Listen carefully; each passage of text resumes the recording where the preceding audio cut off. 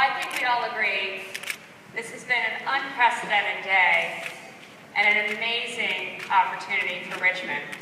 But before we start, I just want to step back for a second and ask you all a question. How did we get here? That's not a pragmatic question or a religious question that ends with my mom and dad or God. I mean literally, how did we become one of the sites for TEDx this year? I know how we did. I know how they decided to bring TEDx to Richmond.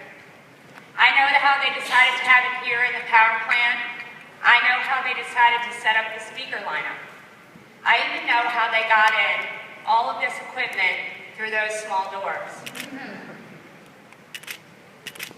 But one of the things that continues to amaze me, and it's been amazing me for 2.5 years, is that the they that we talk about when we say, I wish they would clean up that unsightly section of downtown. The they that we talk about when we think about festivals coming to our neighborhoods for our families and friends to enjoy. The they that bring amazing companies to life, that employs hundreds, and the they that selflessly promote and support the #1 public art school in the nation, right here in Richmond.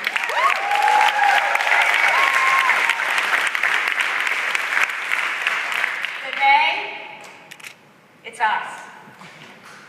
Not me, not the person sitting next to you, not the guy over there. The they as it relates to building communities is you. Now, I worked for a corporate job for 16 years. I drove through the community every day to a place that employed hundreds in the community.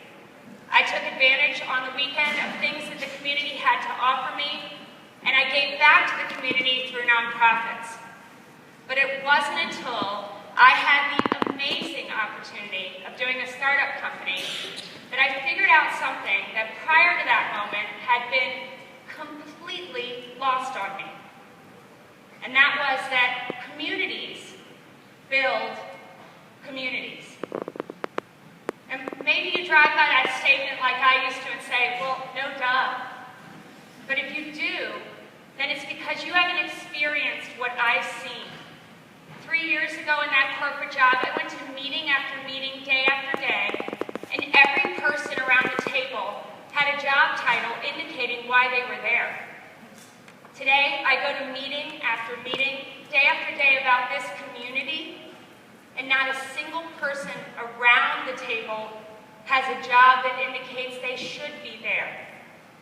They give their time and their talent and their passion for their community.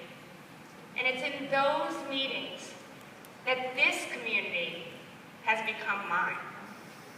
And like things that you own, you become very passionate about them.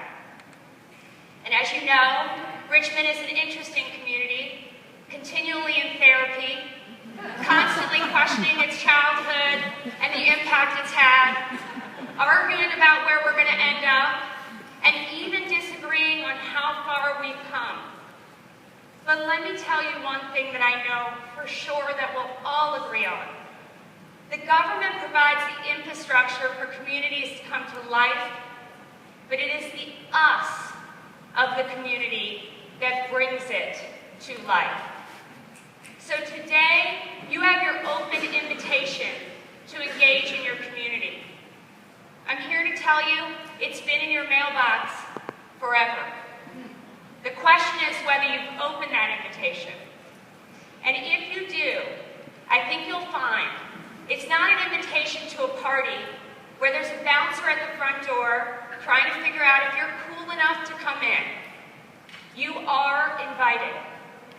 And if you take that invitation and you engage, you'll find that you'll have an impact like never before.